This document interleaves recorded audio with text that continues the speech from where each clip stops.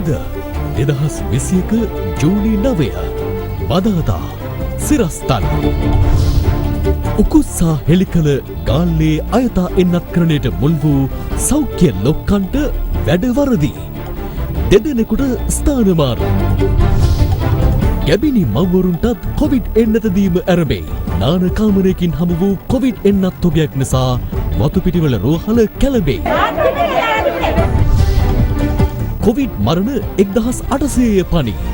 රජයේ කොවිඩ් සංඛ්‍යාලේඛන ගැන වෛද්‍යවරුන්ට සැකයක්. මේ සම්බන්ධව වසංගත නිවාරණ ඒකකය මගින් වඩාත් පැහැදිලි කිරීමක් කරන්න ඕන. විශ්‍රාම ගිය හෙදහෙදියන් අවශ්‍යතා මත සේවයට ගන්නයි අගමැතිගෙන් උපදෙස්.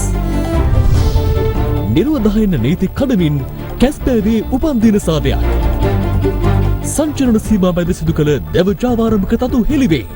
රූගත කිරීමට ගිය වාර්තාකරුට පොලිසියෙන් තර්ජන. සජිත් සමග ඉදිරි ගමන ගැන ඔහුගේ හැසිරීම මත තීරණය කරන බව පාටලීගෙන් දැඩි ප්‍රකාශයක්. එතුමාගේ හැසිරීම සහ අනික් කාරණා විසින් ඉතිරි කාරණා අනාගතයේ තීරණය කරයි. පක්ෂය තුළ කුමන්ත්‍රණය නොකළ බවත් කියයි. Sirastala is Ada Derana Prime Time with Kushani Fernando and Kalindu Karuna Ratna. Live from Studio 24 in Colombo. ආයුබෝවන්. ඔබ අදත් එක්වන්නේ ශ්‍රී ලංකාවේ අංක 1 සහ විශ්වසනීයම පුවත් විකාශය අද දෙරණ 6:55 සමගින්.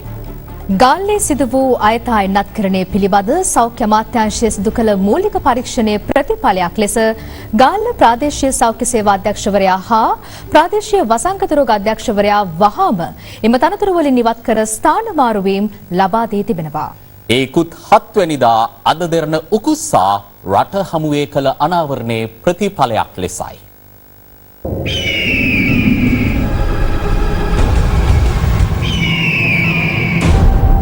කොවිඩ් ව්‍යසනයෙන් බේරෙන්නට රටේ ජනතාව එන්නත් පිළිබඳ බලාපොරොත්තු සහගතව සිටියදී මානව සංහතියට පවා නිගා කරමින් එම අයිතිය උදුරා ගන්නට තත් කළ ගාල්ල දිස්ත්‍රික් සෞඛ්‍ය සේවා අධ්‍යක්ෂ කාර්යාලයේ අයථා එන්නත් කරන වැඩපිළිවෙල පිළිබඳ අද දින උකුස්සා රට හමුවේ අනාවරණ කළේ පසුගිය 7 වෙනිදායි. එහිදී අනාවරණ වූයේ සංචරණ සීමා පවා නොතකමින් කොළඹින් විශාල පිරිසක් පැමිණ කොවිෂීල්ඩ් එන්නතේ දෙවැනි මාත්‍රාව ලබාගත් බවයි. පළවෙනි කොහෙද ගැහුවේ? ගවර්නමන්ට් එක ඇත්තම කොළඹින් ගහගත්තා. ත්‍රින එකද? නෑ කොවිෂීල්ඩ් එක. කොවිෂීල්ඩ් එක. කොහෙද ගැහුවේ? කොළඹ ගැහුවේ. උකුස්සාගේ මෙම අනාවරණය නිසා ඒ පිළිබඳ රට පුරා මත වූ දැඩි ආන්දෝලනයක් සමග පැය 24ක් ගතවන්නටත් පෙර ඒ පිළිබඳ විශේෂ විමර්ශනයක් ආරම්භ කිරීමට සෞඛ්‍ය අමාත්‍යාංශය පියවර ගත්තා. ඊයේ පැවති මාධ්‍ය හමුවලදී මෙන්ම පාර්ලිමේන්තුවේදීද මෙම අයථා වැඩපිළිවෙල හා අද දෙරණ උකුස්සා අනාවරණය පිළිබඳ අදහස් පළ වුණා. දෙරණ රූපවාහිනියේ උකුස්සා වැඩසටහන මගින් අප දැක්කා ගාල්ල ප්‍රදේශයේ එන්නත් ලබා දීම පිළිබඳව යම් කරුණක් මතු කළා. අපේ වැඩසටහනට දෙරණ මාධ්‍ය ජාලයට ස්තුතිවන්ත වෙන මේ කරුණ පෙන්වා දීම සම්බන්ධයෙන් මේ අතර අද සෞඛ්‍ය ප්‍රවර්ධන කාර්යාලයේදී පැවති මාධ්‍ය සාකච්ඡාවේදීද මේ පිළිබඳ දැඩි ලෙස ප්‍රශ්න කෙරුණා. විශේෂයෙන් අද දෙරණ උකුස්සා වැඩසටහනෙන් ඔබ පෙන්නපු දේ ඔබ දකින්නට ඇති. කොහොමද මේ ගාල්ල දිස්ත්‍රික්කයේ පළවෙනි වටේ බෙදන්නේ විදින්නේ නැතුව කොවිෂීල්ඩ් එන්නත දෙවනි වටේ විදින්නේ කොහොමද? අපි දන්නවා ඒ එන්නත් ඒ ප්‍රදේශයට යවුවා මොකද සෞඛ්‍ය සේවකීන්ට සහ ඒ වගේම ෆ්‍රන්ට් ලයින් සේවකීන් සඳහා. එතකොට ඒක මේ දෙවනි වටේ විදින්න කියලා දෙයව්වේ පළවෙනි වටේ විදින්න කියලා දෙයව්වේ. දෙවනි වටයක් විදින්නේ නැහැ නේද? සෞඛ්‍ය සේවකීන්ටත් දෙවනි වටයක් අපි දුන්නා. අද දෙරණ උකුස්සායකේ පැහැදිලිව කියනවා බස්නාහිර පළාතේ කට්ටිය එතෙන්ට ඇවිල්ලා බෙහෙත විදවගන්න කියලා පැහැදිලිව පෙන්눔 කරලා දෙනවා. ඒක නා අපි දන්නවනේ. අපි මේ පිළිබඳව දැන් ඒක කොහොමද වෙන්නේ ડોක්ටර්? මොකද විශේෂ සංචරණ සීමා කඩාගෙන ඉදින්ට ගිහිල්ලා ඒ සියල්ල තමයි දැන් ඒකට විමර්ශනයක් කරලා ඒ අවශ්‍ය කරන තොරතුරු ඉදිරියේදී අපිට දැනගන්න ලැබේ. විශේෂයෙන් මෙහෙමයි ડોක්ටර් මේ කියන්නේ පැහැදිලිව අපි දකිනවා මේක එතන ඉන්න අධ්‍යක්ෂකවරයා ගිනම් පස්සට ගත්ත දූරාවලියේ ඔය කොනක ඔබතුමත් ඉන්නවනේ එතකොට බස්නාහිර පළාතේ කට්ටියක් ගිහලා එතනට බෙහෙත ගහන. යම් තැන්වලදී ඔබතුමන්ලාගේම තැන්වලදී ඔප්පු වෙනවා සල්ලි වලට මේ බෙහෙත ගහනවා කියලා. වාර්තා වෙනවයි කියනවා මිසක් ඔප්පු වෙලා කියන කාරණාව. ඔබතුමත් ඇතිළුව මේ යම් කොනක මේ සෞඛ්‍ය බලධාරීන් ඉන්නවා කියලා. හිතුමතේ මේක වෙන්නේ නැහනේ. ඔව් ඒක ඔබතුමාට සම්පූර්ණ අයිතියක් තියෙනවා ඒ ගැන ඒ විදිහට තීරණයකට එන්න. නමුත් මේ පිළිබඳව විධිමත් විමර්ශනයකින් පසුව ඒ අත නැත්ත තත්වය අපිට දැනගන්න. ඔබතුමා පැහැදිලිව පිළිගන්නවද සෞඛ්‍ය අංශ වලින් යම්කිසි වැරද්දක් වෙලා තියෙනවා කියලා ඔය ගාල්ලේ සිදුවීම සම්බන්ධයෙන්? වැරද්දක් වෙලා කියලා මම පිළිගන්නේ නැහැ. මොකද පැහැදිලිනේ ડોක්ටර් බස්නාහිර පළාතේ කට්ටිය ගිහිල්ලා එතන බෙහෙත ඉඳගත්තා. ඉතින් ඒක විදගත්තාද කියන එක බව එළිවන තෙක් අපිට මෙතෙන්දී පොදුවේ ඒ විදිහට චෝදනා ඉදිරිපත් කරන එක මම හිතන්නේ යෝග්‍ය නැහැ. මේ සිද්ධියේම සම්බන්ධව දැන් පළාත් සෞඛ්‍ය අධ්‍යක්ෂකව ඉන්නවා, කාල අධ්‍යක්ෂකව ඉන්නවා. එතුමාලා බැලලා ඉන්නවා ඔබතුමාලා සමග දැන් මේ ලේකම්වරයාට මේ තොරතුරු විශ්ලේෂණය කරනවා දැන් පෙන්වා දීම සඳහා. ඒතකොට මේ කටයුත්තේ සිදු කෙරුම් නැත්ද මේ සේවය වෙන්නේ? ඒ අවශ්‍ය තොරතුරු ලැබුණාම ඒකට සාධක තියෙනවා නම් ඒ අනුව කටයුතු කරන්න වෙනවා. ඒ කියන්නේ දැනුම් දීමක් කරලා නැහැ කියලා ඔබ පිළිගන්නවද? ඒ කියන්නේ දැනුම් දීමක් කරලා නැහැ කියලා පිළිගන්න අපිට තාම මේ විමර්ශනයෙන් අපිට කරුණු ලැබිලා නැහැනේ. මෙවන් පසුබිමක අද පස්වරුවේ ගාල්ල ප්‍රාදේශීය සෞඛ්‍ය සේවා අධ්‍යක්ෂවරයා සහ ප්‍රාදේශීය වසංගතොරක අධ්‍යක්ෂවරයා වහාම ක්‍රියාත්මක වන පරිදි එම තනතුරු වලින් ඉවත් කර ස්ථාන මාරුවීම් ලබා දී තිබෙනවා. ඒ උකුස්සා අනාවරණයෙන් පසු සෞඛ්‍ය අමාත්‍යාංශය මගින් සිදු කළ මූලික පරීක්ෂණයේ ප්‍රතිඵලයක් ලෙසයි සෞඛ්‍ය අමාත්‍යාංශය පැවසුවේ අද දෙරණ උකුස්සාගේ මෙම අනාවරණයට අදාළව පරීක්ෂණ කටයුතු තවදුරටත් ක්‍රියාත්මක බවයි. මෙරට එන්නත්කරණයේ විනිවිද භාවය පිළිබඳ ජනතා විශ්වාසය පළුදු කරන මෙවැනි සිදුවීම් වලට රුකුල් දෙන නිලධාරීන්ට නීතිය ක්‍රියාත්මක වන තෙක් සහ ජනතාවට සාධාරණයේ ඉටු වන තෙක් අද දෙරණ උකුස්සා අවධානයෙන්.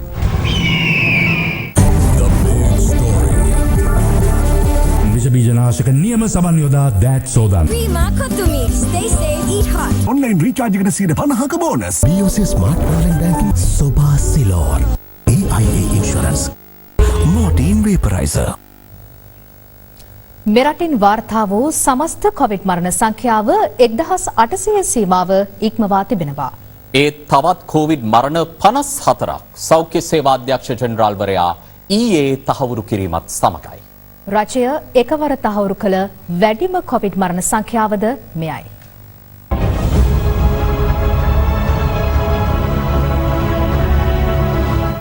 තවත් කොවිඩ් ආසාදිත මරණ 54ක් සෞඛ්‍ය සේවා අධ්‍යක්ෂ ජනරාල්වරයා ඊයේ තහවුරු කළා. රජය එකවර තහවුරු කළ වැඩිම කොවිඩ් මරණ සංඛ්‍යාව මෙයයි.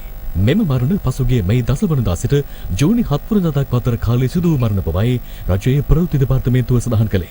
6 දෙනෙකු නිවසේදී මියගොස් තිබූ අතර 2 දෙනෙකු රෝහල්ගත කරන අවස්ථාවේදී ජීවිතක්ෂයට පත්ව තිබුණා. මේ සමග මෙරට සමස්ත කොවිඩ් ආසාදිත මරණ සංඛ්‍යාව 1843 දෙනෙකු දක්වා ඉහළ ගොස් තිබෙනවා.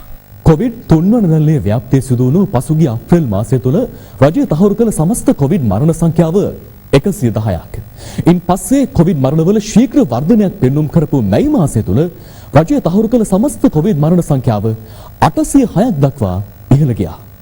ජූනි මාසයේ දැනට ගෙවී තිබෙන්නේ දින 8ක් විතරයි. ඒත් එම දින 8 තුළ කොවිඩ් මරණ 359ක් රජය තහවුරු කර තිබෙනවා. ඒ මාසවල තහවුරු කළ මුළු කොවිඩ් මරණ සංඛ්‍යාව ඒ මාසයේ දින ගණනට සාපේක්ෂව දෛනික සාමාන්‍යයේ කොච්චරක්ද කියලා අපි විමසලා බැලුවා. මේ අනුව අප්‍රේල් මාසය තුල කොවිඩ් මරණවල දෛනික සාමාන්‍යයේ පැවතියේ 4ක් විදිහට. මැයි මාසය තුල කොවිඩ් මරණවල දෛනික සාමාන්‍යයේ 26ක් දක්වා වර්ධනය වෙලා තිබුණා. කෙසේ වෙතත් ජූනි මාසයේ දැනට ගෙවී තිබෙන දින 8ට සාපේක්ෂව ගත්තොත් කොවිඩ් මරණවල දෛනික සාමාන්‍යයේ පවතින්නේ 44ක් වගේ ඉහළගේකයි. දිස්ත්‍රික්ක 25න්ම කොවිඩ් ආසාදිතයන් 2682 දෙනෙකු ඊයේ වාර්තා වුණා. කොළඹින් 602ක්, ගම්පහින් 434ක්, කුරුණෑගලින් 270ක්, මඩකලපුවෙන් 222ක් සහ සෙසු දිස්ත්‍රික්ක 21න් ආසාදිතයන් 1109 දෙනෙකු වාර්තා වී තිබෙනවා.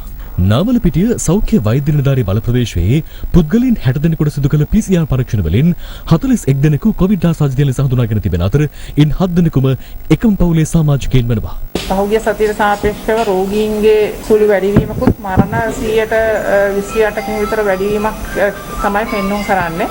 තවම අඩු වෙන පැත්තට ගිහිලා නැහැ. එතකොට සංචාරන සීමා තව දික් කරන්න වෙයිද? ඒක රජය තීන්දුව කරන්න වෙයි 14 වෙනිදා වෙනකම් දීර්ඝ කරලා තියෙනවා රජය. ඉතින් ඒ වෙනකොට දත්ත දිහා බලලා තීන්දුවක් ගන්න. එතකොට රට මේ වගේ තත්ත්වයකට පත් කළා තැයි මේ කොවිඩ් අඩු නොවුනේ. මේ ලොක්ඩවුන් කරන්න කලින් විස බීජ ඇතුළු වුණා නම් සති 14ක් දක්වා ඒ බෝ වෙන්න පුළුවන්. ඉතින් ඒ රෝගීන් තමයි අපි තාම දකින්නේ. මොකද තාම සති දෙකයි රට වහලා. ඒ නිසා ඉදිරි සතියක් එක්ක යනකොට ඉදිරි තව සතියකින් විතර අපි බලමු දත්ත දිහා. අද තවත් කොවිඩ් ආසාදිතයන් 2173 දෙනෙකු හඳුනාගත් බව යුද හමුදාපති ජෙනරාල් ශවේන්ද්‍ර සිල්වා මහතා සඳහන් කළා. ඒ අනුව මේ දක්වා මෙරටින් වාර්තා වූ සමස්ත ආසාදිතයන් ගණන 2,12,834ක් දක්වා ඉහළ ගොස් තිබෙනවා. ඉන් 1,80,427 දෙනෙකු ප්‍රතිකාර සහ නිරෝධායන කාල සීමාව අවසන් කර ඇති නමුත් තවදුරටත් සක්‍රීය ආසාදිතයන් ගණන 30,564ක්. ජූනි මාසේ 6 වෙනිදා සක්‍රීය රෝගීන්ගේ සංඛ්‍යාව විදිහට 36,333ක් තමයි හඳුන්වලා දීලා තියෙන්නේ කොවිඩ් රෝගීන් ලංකාවේ ඉන්නවා කියලා. හැබැයි ඔබ පරීක්ෂා කරලා බැලුවොත් ජූනි 7 වෙනිදා. 7 වෙනිදාන් පස්සේ බැලුවොත් සක්‍රීය රෝගීන් ඉන්නේ 31,145යි. වසංගත රෝග නිවාරණ ඒකකයේ ඇතුළු ප්‍රකාශයටපත් කරලා තියෙන දත්ත. රෝගීන් සංඛ්‍යාවේ 5016ක් අඩු වෙලා තියෙනවා. හැබැයි රිකවර් වෙච්ච රෝගීන් සුව රෝගීන් වශයෙන් තියෙන්නේ 1173ක සංඛ්‍යාවක්. ඒතර ඔබට පේනවා රෝගීන් 5016ක අඩුවක් දක්නට ලැබෙනවා. මේ රෝගීන්ට වෙච්ච දෙයක් නැහැ. මේ රෝගීන් සංඛ්‍යාව ඉඳලා තියෙන සමාජයේ මේ රෝගීන් සංඛ්‍යාව හිටපු හින්දා සෞඛ්‍ය අංශ වලට හැකියාවක් නැහැ මේ රෝගීන් සුව වෙච්ච රෝගීන් කියලා එක සැරේටම හඳුනා ගන්න. එතකොට නමුත් යම්සි දවස් ගාණක් ගියාට පස්සේ මේ ප්‍රස්තාරවල අවුල්සහගත ස්වභාවයක් ඇති වෙන නිසා එක සැරේටම වරින් වර ඒ කියන්නේ දවස් 4කින් නැත්නම් දවස් 5කින් මේ රෝගීන් ටික ප්‍රස්තාවරෙන් ඉවත් කිරීමේ අවශ්‍යතාවය එනවා. දවස් 4කට 5කට සැරයක් අපේ සෞඛ්‍ය දත්තවල 5000ක 6000ක විචලනයක් සිද්ධ වෙනවා. කවුරු විසින් හෝ පැහැදිලි කරගත නොහැකි. මේ සම්බන්ධව වසංගත නිවාරණ ඒකකය මගින් වඩාත් පැහැදිලි කිරීමක් කරන්න ඕන. දවස් 5කට 6කට සැරයක් ලෙඩ්ඩු 5000ක් 6000කට මේ වෙන්නේ මොකද්ද කියලා. චීනයේ නිෂ්පාදිත තවත් සයිනෝෆාම් එන්නත් මාත්‍රා ලක්ෂ 10ක් අද උදෑසන දිවෙනට රැගෙන තිබෙනවා. මෙම තොගයත් සමග මේ දක්වා මෙරටට හිමි වූ සයිනෝෆාම් එන්නත් මාත්‍රා සමස්ත ගණන ලක්ෂ 31ක් බවයි රාජ්‍ය අමාත්‍ය මහාචාර්ය ජනජයසුමර මහතා ප්‍රකාශ කළේ. සයිනෝෆාම් පළමු මාත්‍රාව පුද්ගලයන් 43454 දෙනෙකුට ඊයේ ලබා දීමත් සමග සයිනෝෆාම් එන්නතේ එක් මාත්‍රාවක් හෝ ලබාගත් සමස්ත පුද්ගලයන් ගණන දශලක්ෂ 33028ක් දක්වා ඉහළ ගොස් තිබෙනවා. සයිනෝෆාම් දෙවන මාත්‍රාව ලබා දීම අද කිරුළ පෙරදී සිදු කෙරුණා. ඒ සියලු දෙනාටම අපි SMS පණිවිඩයක් ඊයේ දින වෙනකොට යවලා තිබ්බා. හෙට දිනේ ඉඳලා වැඩිපුර ස්ටේෂන් එකක් දාලා තියෙනවා සුගතදාස එලිමහන් ක්‍රීඩාංගණේ. SMS නොලැබුණ හෝ යම් හේකින් Taman එන්නත් ලබාගත් සානියටම යන්න අපහසුතාවයක් තියෙනවා නේද? ඒ කියන්නේ ගිය මාසේ හෙට දිනේ එන්නත් ලබාගත් කට්ටියට සුගතදාස ක්‍රීඩාංගණයටත් ගිහිල්ලා එන්නත් ලබා ගන්න පුළුවන්. කොවිෂීල්ඩ් හා ස්පුට්නික් එන්නත් මාත්‍රාද ඇතුළුව කිසියම් හෝ කොවිඩ් මර්ධන එන්නතක එක් මාත්‍රාවක් හෝ ලබාගත් සමස්ත පුද්ගලයන් ගණන 20,23,256ක්.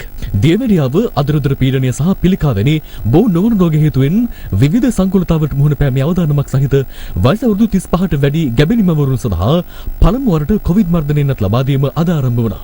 සයිනෝෆාම් එන්නතේ පළමු මාත්‍රාව මෙලෙස ලබා දීම සිදු වුණේ පිළියන්දල සෞඛ්‍ය වෛද්‍ය නිලධාරී කාර්යාලයේදී සහ කොළඹ කාසල් වීදියේ කාන්තාරෝහලේදී. අපි හැමතිස්සෙම බලන්න ඕන අත්‍යවශ්‍යම කණ්ඩායමට ඉස්සෙල්ලාම එන්නත් ටික ලබා දෙන්න. ඒතර මෙම රෝගයට වැළඳුනාම මෙම අවදානම් සාධක තියෙන මව්වරුන් අතර තමයි විශේෂයෙන්ම අපි දකින්නේ සංකුලතාවයන් සහ මරණ ඇතිවීමේ වැඩි ප්‍රවණතාවයක් තියෙන විදියට. ඉතින් එබැවින් මේ මව්වරුන් තමයි අපි ප්‍රථම වටේට තෝරාගන්නේ. දැන් සයිනෝෆාම් එන්නත සඳහා පමණක්ද මේ වෙදියට අනුමැතිය ලැබිලා තින්නේ ගර්භණී මාතාවන්ට දෙන්න නැත්නම් අනෙක් එන්නත් වර්ගත් ඒ සඳහා ආරක්ෂිතද? සයිනෝෆාම් එන්නත අපිට WHO එකෙන් ලෝක සෞඛ්‍ය සංවිධානය විසින් අනුමැතිය ලැබිලා තියෙනවා ගර්භණී මව්වරුන්ට නිර්දේශ කරන්න පුළුවන් කියලා. එක්කම ගර්භණී භාවයට පත් වෙන්න අපේක්ෂා කරන අය ඉන්නවා. මේ අය අතරත් තියෙනවා මේ එන්නත ලබා ගත්තොත් යම් කිසි ආකාරයක ප්‍රශ්නයක් වෙයිද? කිරි ලබා දෙන මව්වරුන්ට තියෙනවා මේ එන්නත ලබාගෙන බිලිඳාට කිරි ලබා දුන්නොත් එයින් බිලිඳාට හානියක් වෙයිද? ඒකට උත්තරේ තමයි එහෙම ප්‍රශ්නයක් වෙන්නේ නැහැ. මේ අතර කොළඹ ජාතික රෝහල ඇතුළු දිවයිනපුර රෝහල් රසක හෙද පරිපූරක අතුරු වෛද්‍ය සහ කනිෂ්ඨ කාර්ය මණ්ඩල සමාජිකින් අද උදෑසන 8 සිට දහවල් 12 දක්වා සංකේත වැඩවර්ජනයක නිරත වුණා. ඒකාබද්ධ සෞඛ්‍ය සේවක සංගමයේ සඳහන් කළේ දෙවසරකට වැඩි අනියම් සහ ආදේශක සේවකීන් ස්ථිර කිරීම, කොවිඩ් අවදානම් දීමනාවක් ලබා දීම, අතිකාල දීමනාව ඉහළ නැගවීම ඇතුළු ඉල්ලීම් 5ක් මුල් කරගනිමින් මෙම වෘත්තීය ක්‍රියාමාර්ගය සිදු කළ බවයි. මේ අතර හෙද සේවයේ පවතින ගැටලු සාකච්ඡා කිරීම සඳහා රාජ්‍ය සේවා එක්සත් හෙද සංගමයේ සභාපති පූජ්‍ය මුරුත්තෙට්ටුවේ ආනන්ද නාහිමියන් කළ ඉල්ලීමකට අනුව විශේෂ සාකච්ඡාවක් අද අරුලිගහ මන්දිරයේදී අග්‍රාමාත්‍ය මහින්ද රාජපක්ෂ මහතාගේ ප්‍රධානත්වයෙන් පැවැත්වුණා. විශ්‍රාම ගිය හෙද හෙදියන් අවශ්‍යතාව අනුව කොන්ත්‍රාත් පදනම මත නැවත සේවයට බඳවා ගන්නා ලෙස අග්‍රාමාත්‍ය මහින්ද රාජපක්ෂ මහතා මෙහිදී සෞඛ්‍ය අමාත්‍ය පවිත්‍ර වන්‍යාරච්චි මහත්මියට උපදෙස් ලබා දී තිබෙනවා. උහුණු කට්ටිය විශ්‍රාම යනෝනේ දැන් හැටෙන්නේ විශ්‍රාම යන්නේ. කොන්ත්‍රාත් පදනමවත් යත්තේ ගැන කට්ටියක් ගන්න කියලා දැන් ඔය ඊයේ පෙරිදා විශ්‍රාම ගියේ. දැන්වීමක් දාලා රේඩියෝ එකෙත් කියන්න ටීවී එකෙත් දාන්න.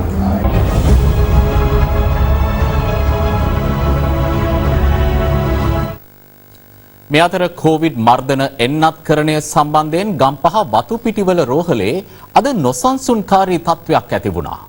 එය තවත් උණුසුම් වූයේ රෝහලේ නාන කාමරයකින් කොවිෂීල්ඩ් එන්නත් තොගයක් හමුවීමත් සමග. වතුපිටිවල මූලික රෝහලේ සේවය කරන විවිධ ශ්‍රේණිවලට අයත් සෞඛ්‍ය කාර්ය මණ්ඩල සමාජිකයන්ට සහ ඔවුන්ගේ ඥාතීන්ට කොවිෂීල්ඩ් එන්නතේ දෙවන මාත්‍රාව ලබා දීමට අද සැලසුම් කර තිබෙදී ගම්පහ සෞඛ්‍ය සේවා අධ්‍යක්ෂවරයා එම එන්නත් තොග වහාම ක්‍රියාත්මක වන පරිදි ආපසු ගෙන්වා ගැනීමට පියවරගෙන තිබෙනවා. දෙවන මාත්‍රාව ලබා ගැනීමට පැමිණ සිටි සෞඛ්‍ය කාර්ය මණ්ඩලයේ පවුල්වල සමාජිකයන්ට මේ නිසා ආපසු හැරී යාමට සිදු වුණා. ඒ හතට විතර ආපු ගමන් තාමත් නෑ ඉතින් නෑ කියලා කියනවා. මෙම සිද්ධියට රෝහල් කාර්ය මණ්ඩල සමාජිකයන් දැඩි විරෝධය පළ කළා. අපේ ළඟම ඥාතීන් ඔක්කොම ටික මේ වෙනකොට පොදු ප්‍රවාහන නොමැති කාලෙක තමන්ගේ පෞද්ගලික විදිහෙන් දරාගෙන අපේ රෝහලට ගෙන්නුවා. ගෙන්නලිවලා පැයක් විතර දුරට කියනවා අද විදිහින් විදියක් නැහැ. පාරිසරික සෞඛ්‍ය අධ්‍යක්ෂකගේ අනුමැතිය ඕන කියලා. ඒ හින්දා අපි මේ වෙනකොට අපේ සියලුම කැටගරි අපි එකතු වෙලා තියෙනවා තමන්ගේ රාජකාරී වලින් ඉවත් වෙනවා කියලා. මේ අතර භාවිතයට ගන්නා ලද කොවිෂීල්ඩ් එන්නතේ මාත්‍රා අඩංගු කුප්පි 200කට ආසන්න ප්‍රමාණයක් වතුපිටිවල රෝහලේ නාන කාමරයක තිබී සොයාගත් බව එහි කනිෂ්ඨ කාර්ය මණ්ඩල සමාජිකයින් අනාවරණ කළා. අපේ අහිංසක මේ වැඩ කරන උන්ට විතරක් වෙන ගහනවද? මේක දෙන්නේ නෙමෙයි සුදෙනෙකුට විතරයි.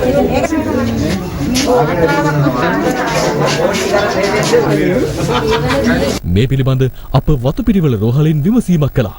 ඒවා පළමු එන්නත් මාත්‍රාව ලබා දීමේදී එක් කුප්පයකින් දස දෙනෙකුට ලබා දුන් පසුව ඉතිරි වූ කොටස් බවත් තවත් සම්පූර්ණ එන්නත් කුප්පි දෙකක් ප්‍රවාහනයේදී නියමිත තාක්ෂණික කාරණා සම්පූර්ණ නොවීම හේතුවෙන් ඉතිරි වූ ඒවා බවත් එම රෝහලේ ප්‍රකාශකයා සඳහන් කළා. පසුගිය මාර්තු මාස පළමු මාත්‍රාව ලබා දීමෙන් පසු ඉතිරි වූ මෙම එන්නත් කුප්පි විනාශ කිරීම සඳහා ගබඩා කර තිබූ ඒවා බවත් මේ පිළිබඳව සෞඛ්‍ය අමාත්‍යාංශයට ලිඛිතව දරම් දුන් බවද ඔහු වැඩිදුරටත් සඳහන් කළා. සංචරණ සීමා පැවතියද සියලු ආර්ථික මධ්‍යස්ථාන එළබෙන 12 සහ 13 වනදා තොග වෙළඳාම සඳහා පමණක් විවෘතව තැබීමට රජය තීරණය කර තිබෙනවා. මේ අතර කොළඹට ඇතුළු වන රථවාහන සඳහා හඳුන්වා දුන් වර්ණ ස්ටිකර් ඇලවීමේ වැඩපිළිවෙල ක්‍රියාත්මක වන ආකාරයක් අදත් දක්නට ලැබුණේ නැහැ. සංචලන සීමා ක්‍රියාත්මක වන අද දිනේදී පසුගිය දින කිහිපයට සාපේක්ෂව කොළඹට ඇතුළු වන වාහනවල යම් අඩුවීමක් දක්නට ලැබුණා. මේ කොළඹ නගරයට පිවිසෙන ප්‍රධාන පිවිසුම් කිහිපයක අද උදෑසන තත්ත්වයයි.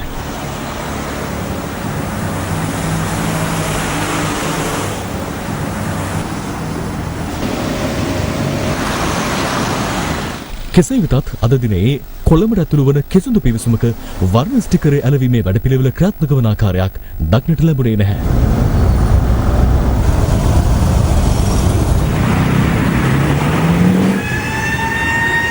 ඊයේ එළිවෙත් නෑ අද එළිවෙත් නෑ ඒක. කිසිම මේ චෙක් කිරීමක් කරන්නේ නෑ. ඊයේ කරෙත් නෑ අද කරන්නේත් නෑ. මේ විදිහට ඉන්න ගමන් ආයෙ චෙක් කරලා බලන්න ඕනේ. නැත්නම් හොර වැඩ ආරෝමයක් කරනවා. ස්ටිකර් වැඩේ නම් හොඳයි ඉතින් කරදරයක් නැතුව යන්න පුළුවන්. ඇත්තටම අපි ඊයේත් කොළඹ ගියා සෑහෙන්නේ මේ වාහන ප්‍රමාණයක් යනවා ඉතින්. පෙරේදා නම් චෙක් කරා. දැන් ඊයේ අදයි දෙකේ නෑ. මම හිතන්නේ ඒක ඇත්තට ප්‍රායෝගික දෙයක් නෙවෙයි කියලා මල්ලි මොකද මම දැක්ක කිව්වවලකම එයාගේ ඩොකියුමන්ට්ස් එක චෙක් කරන්නේ නැහැ නිකම්ම වාහන එනකොටම ස්ටිකර් එක ගැහුවා යවුවා ඊට පස්සේ ආයේ වාහනේ කිසිම තැනක චෙක් වෙන්නේත් නැහැ මම දැම්මට වැඩක් නැහැ පේනවනේ වාහන යන තරම පළවෙනි පාර ඉන්ද්‍ර පීතිය දැන් අන්නේ වගේ නීතියක් තියෙනවා මේ අතර පානදුර ප්‍රදේශයේ බේකර නිෂ්පාදන ජංගම අලෙවිකරුවන්ට සෞඛ්‍ය ආරක්ෂිත ඇඳුම් කටන ලබා දීමේ අවස්ථාවට එක්වෙමින් බස්නාහිර පළාත බහර ජ්‍යෙෂ්ඨ නියෝජ්‍ය පොලිස්පතිවරයා ස්ටිකර් ඇලවීමේ වැඩපිළිවෙල සම්බන්ධයෙන් අදහස් පළ කළා. එනු 78000ක් ස්ටිකර් ඉදිරිපත් වෙලා තියෙනවා වාහන වලට. ඒ නිසා අපි හිතනවා දෛනිකව කරන අත්‍යවශ්‍ය සේවාවන් පවත්වා ගැනීම සඳහා ඒ සංඛ්‍යාව ප්‍රමාණවත් කියලා. අපි ඒ නිසා ඒ වැඩපිළිවෙල తాවකාලිකව නතර කරලා නමුත් ස්ටිකර් ප්‍රදර්ශන නොකරන සහ නිසි අවසරයකින් තොරව සංචාරන වාහන සම්බන්ධයෙන් නීතිමය ක්‍රියාමාර්ග ගැනීම සඳහා කරන සෝදිසි කිරීම දෛනිකව කරනවා.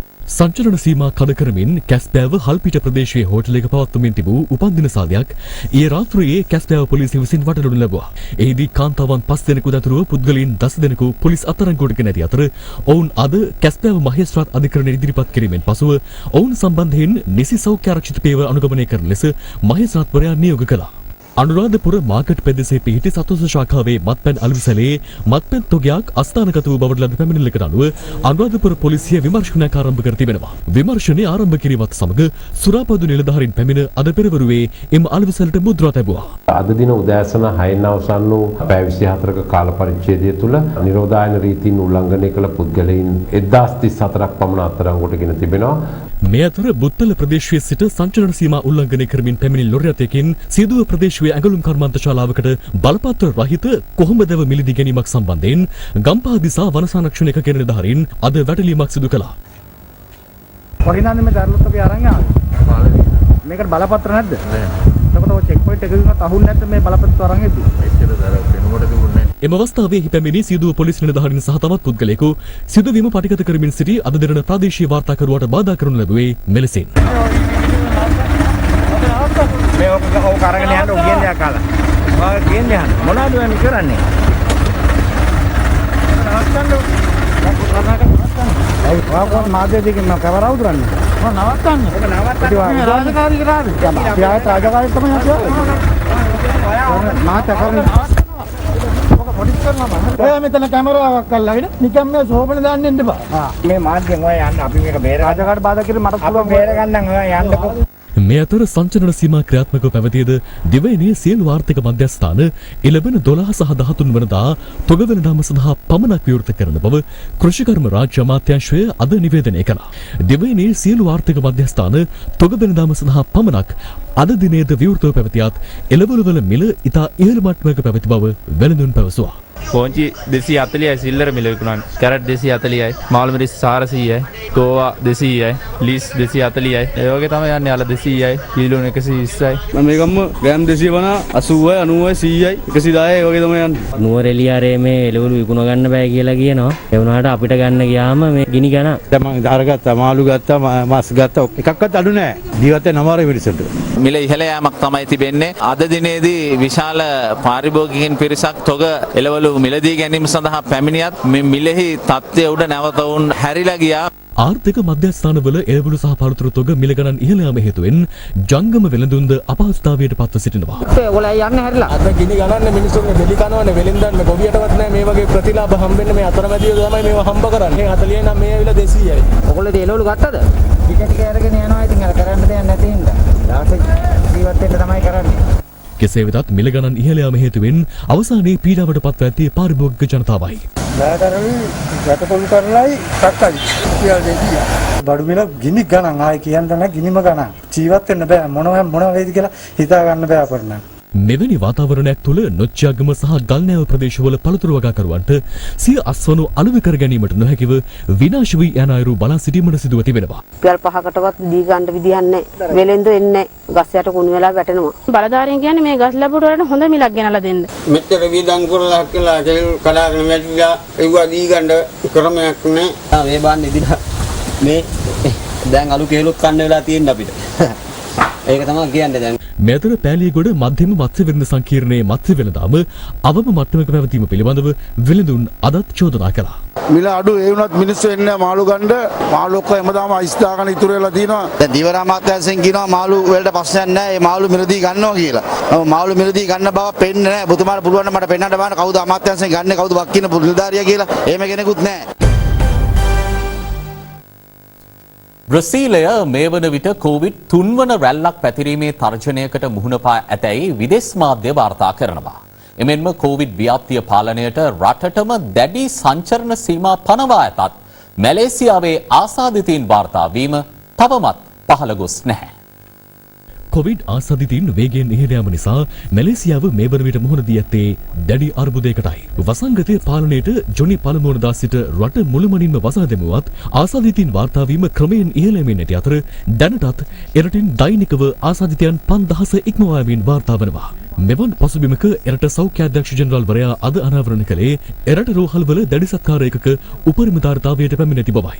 මැලේසියාව ගෙවුණු පෙබරවාරි මාසයේදී සිය කොවිඩ් එන්නත් කරන වැඩසටහන ආරම්භ කර නමුත් දැනට එන්නතේ එක් මාත්‍රාවක් හෝ ලැබී ඇත්තේ රටේ ජනගහනයෙන් 7.7%කට පමණයි. පළමු සහ දෙවන කොවිඩ් රැලි වලින් දැඩි ලෙස පීඩාවට පත් වූ බ්‍රසීලය මේ වන විට තුන්වන රැල්ලක් පැතිරීමේ තර්ජනයකට මුහුණ පා සිටින්නේ වසංගත ව්‍යාප්තිය පාලනයට නිසි ක්‍රියාමාර්ග නොගැනීම සහ එන්නත්කරණය ප්‍රමාද වීම හේතුවෙන්.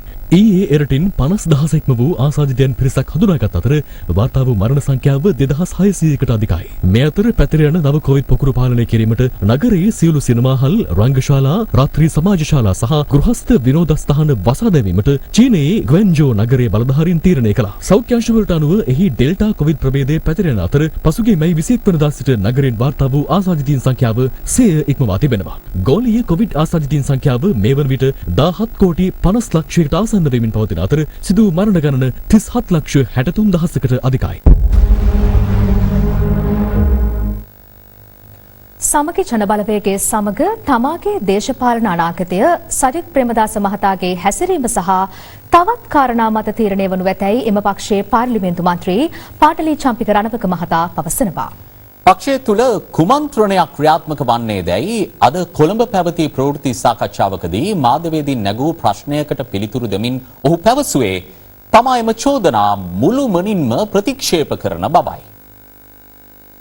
සමගි ජනබලවේගයේ නායක සජිත් ප්‍රේමදාස මහතා විපක්ෂ නායක දුරෙන් ඉවත් කර රනිල් වික්‍රමසිංහ මහතාට එය ලබා දීමේ කුමන්ත්‍රණයක් සමගි ජනබලවේගය තුළ ක්‍රියාත්මක වූ බවට ජාතික පුවත්පතක් සහ සමාජ මාධ්‍ය හරහා ඊයේ වාර්තා වී තිබුණා. එම කුමන්ත්‍රණය මෙහෙයවූ බවට චෝදනා එල්ල වී තිබූ පාර්ලිමේන්තු මන්ත්‍රී පාටලී චම්පික රණවක මහතා අද ඒවාට ප්‍රතිචාර දැක්වුවා. අමූලික අසත්‍ය සජිත් ප්‍රේමදාසව විපක්ෂ නායක පුටුවේ රනිල් වික්‍රමසිංහ මහත්තයා ජනාධිපතිවරණයෙන් පස්සේ විපක්ෂ நாயක කරන්න ඕනයි කියලා එක්සත් ජාතික පක්ෂය තීරණය කරලා තියෙන වෙලාවේ මමයි යෝජනා කරලා ඒ ලිපිය අත්සන් කරලා එතුමාව විපක්ෂ නායක අපිට කිසිම කෙනෙක්ට අපි ඔය යටින් මඩ ගහන වැඩ කරන්නේ අපි විවේචනයක් වෙනවා අපි කෙලින් කියනවා රනිල් වික්‍රමසිංහ මහත්තයා මම දන්නේ නැහැ පාර්ලිමේන්තුවට එනවද නැද්ද කියලා 2019 එතුමා කතා කළාට පස්සේ මම එතුමාට කතා කළා නෑ ඔබතුමා නිකන් 아무තු වෙන සිහින දකින්නවා කියන කතාවත් උතන එනවා නිකන් මම සිහින දකින්නවා මේ රටේ අවුල්වාදයට උරුම වෙලා තියෙන මේ දේශපාලනයේ මේ රටේ නිපුණතාවයේ හැකියාව තියෙන පරම්පරාවට උරුම කර ගැනීම සඳහා මම සිහින දකින්නවා රනිල් වික්‍රමසිංහ මහත්තයා ඇවිල්ලා මේ රටේ පාරම්පරික ප්‍රභූපන්තියේ නෂ්ටාවශේෂයක්. ඒ ප්‍රභූපන්තියට විරුද්ධව තමයි අපි මේ කටයුතු කරන්නේ. ඒක සරිත් ප්‍රේමදාස මහත්තයාත් එක්ක ඉඳලා ඔබට මට ඒක කරන්න පුළුවන් වේද? මෙහෙමයි. අපි ඒ අවස්ථානුකූලව ඒ අවස්ථාවේ තිබිච්ච හොඳම විකල්පය 2019 සජිත් ප්‍රේමදාස මහත්තයා අපි ඒ හින්දා ඒ කටයුතු කළා. ඉතිරි අනාගතයේදී මේ සමගි ජන බලවේගයේ එතුමාගේ හැසිරීම සහ අනික් කාරණා විසින් ඉතිරි කාරණා අනාගතයේ තීරණය කරා. ඒ කියන්නේ ඊළඟ පාර වෙනසක් වෙන්න පුළුවන්. ඒක මොනවද? අපි දන්නේ නැහනේ. ඒක මොකද්ද කියලා අපි ඒක මට කියන්නත් බෑ වෙන කාටවත් කියන්න බෑ. මේ අතර මේ සම්බන්ධයෙන් අද සමගි ජන බලවේගයේ මාධ්‍ය හමුවේදීද අදහස් පළ වුණා. රනිල් වික්‍රමසිංහ මහත්තයා පාර්ලිමේන්තුවට එනවා කියලා වැඩියෙන්ම උදම් ඇනුවේ ඊයේ පාර්ලිමේන්තුවේ මහින්දානන්ද අලුත්ගමගේ මහතා. අපිට තියෙන ප්‍රශ්නේ ඒකයි. අපි කියනවා යෝජනා කරනවා අපි රනිල් වික්‍රමසිංහ මහත්තයා ආණ්ඩුවට අරන් එතුමා බොහොම රාජතාන්ත්‍රික සම්බන්ධතා තියෙන බොහොම බලපොරොන්දු දේශපාලඥයෙක්. එතුමාගේ සහාය ආණ්ඩුවට ගත්තට අපේ කිසිම ප්‍රශ්නයක් නැහැ. අපේ විපක්ෂයේ පාර්ලිමේන්තු කණ්ඩායම නම් එක පයින් එකා වගේ ඉන්නවා. අපේ විපක්ෂ කණ්ඩායමක් විදිහට සජිත් ප්‍රේමදාස මැතිතුමත් එක්ක රසායනික පොහොර ආනයනය තහනම් කිරීමට රජය තීරණය කිරීමත් සමග වගාවන් සිදු කිරීමට නොහැකිව Taman දැඩි අසීරුතාවකට පත් ඇති බවට දෙවෙනි ප්‍රදේශ බොහෝමයක තේ එළවලු ගොවීන් රැසක් අදත් මැසිවිලි නගනවා.